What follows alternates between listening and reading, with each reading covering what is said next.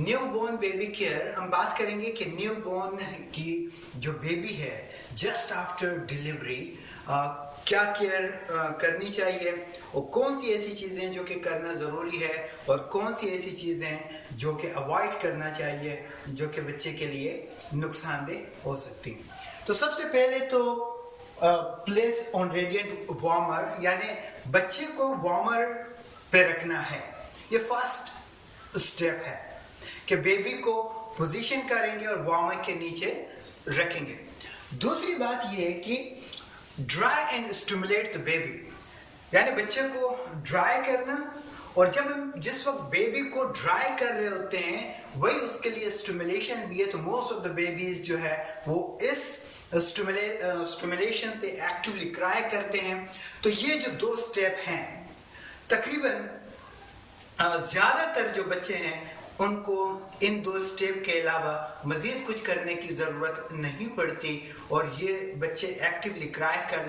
रहे होते हैं तो इनके लिए मज़ीद कुछ करने की ज़रूरत नहीं है। लेकिन अगर कोई बहुत ज़्यादा डिप्रेस्ड बेबी है तो उनके लिए क्या है कि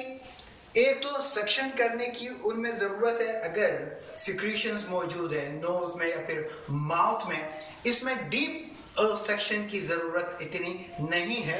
और दूसरी चीज़ ये है क्योंकि अगर ये ब्रीथ नहीं कर रहा तो करते क्या है कि इनको पॉजिटिव प्रेशर जो है वो इनको देते हैं। तो इसमें क्या करते हैं कि प्रोवाइड पॉजिटिव प्रेशर वेंटिलेशन, और ये पॉजिटिव प्रेशर वेंटिलेशन जो हम देते हैं ये मास्क और बैग से देते हैं ऑक्सीजन के साथ। इसमें एक चीज और ये है कि अगर कोई बेबी मिकोनियम एस्पिरेशन के साथ है, यानी उसकी जो एयरवे है और माउथ है, ये यहाँ पे सिक्रीशंस बहुत ज्यादा है मिकोनियम, क्योंकि अब अगर इस कंडीशन में क्या करेंगे कि बेबी को पहले क्राई नहीं कराएंगे, यानी इसको स्टिमुलेट नहीं करेंगे,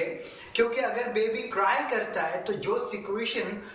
एयरवे में मौजूद है वो मजीद लंग्स की तरफ, यानी डीप इनटू द लंग्स जो है वो अंदर की तरफ चले जाएंगे, तो ये इनके लिए प्रॉब्लम कर सकता है। इसलिए वो बेबीज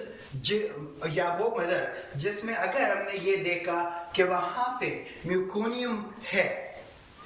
यानी एमनियोटिक फ्लूइड में म्यूकोनियम अगर मौजूद होता है, तो उस कंडीशन में पहले बेबी को स्टिमुलेट नहीं करेंगे, पहले उसको क्राई नहीं कराएंगे। उनमें क्या करते हैं कि ईटीटी पास करके पहले ट्रेकियल सक्शन करेंगे, जितना हो सकता है ट्रेकिया को क्लियर किया जाए और उसके बाद उनको स्टिमुलेट किया जाए ताकि जो सिक्रीशंस हैं वो डीप इनटू द एयरवे मजीद ना जाए और उसके लिए प्रॉब्लम क्रिएट ना करे। इसके अलावा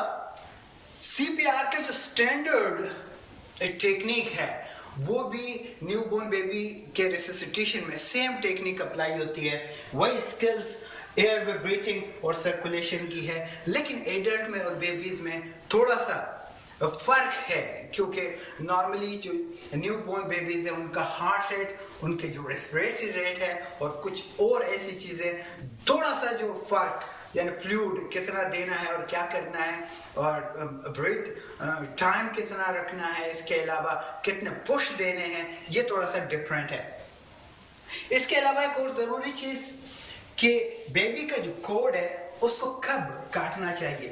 तो there are two school of thoughts, यानी कुछ लोग ये कि जिस तरह American college of obstetric and gynecology, उनकी रिकमेंडेशन ये है कि 15 to 30 सेकेंड में कोड को क्लेम और काटना चाहिए, जबकि जो दूसरा स्कूल ऑफ थॉट्स है वो ये कहते हैं कि नहीं, तकरीबन 1 और 3 मिनट के अंदर काटना चाहिए। और ये delay code clamping and cutting है, वो ये कहते हैं कि 1 से 3 मिनट के दरमियान काटना चाहिए। या फिर ये है कि वो कहते हैं कि अगर जब तक जो कोड है ये पल्सटाइल अगर कर रहा है, इसमें अगर पल्सेशन है तो उस वक्त तक नहीं काटना चाहिए, जब ये पल्सलेस हो जाए और पल्स हमें ना मिले तो उस वक्त काटना चाहिए। जो फर्स्ट स्कूल ऑफ थॉट है जो कि 15 to 30 सेकेंड में काटने की बात करते हैं, वो ये बात करते हैं कि अगर किसी बेबी को, क्योंकि इसमें तकरीबन 80 to 100 ml ब्लड मौजूद होता है, और ये अगर बेबी को जाता है तो वो ये कहते हैं कि ये पॉलीसाइथीमिया कर सकता है, और इसके अलावा जो मैच्योर बेबीज हैं उनमें क्या कर सकता है कि वो ज्वाइंटिस कर सकता है। लेकिन जो सेकंड स्कूल ऑफ थॉट है, जो कि ज्यादा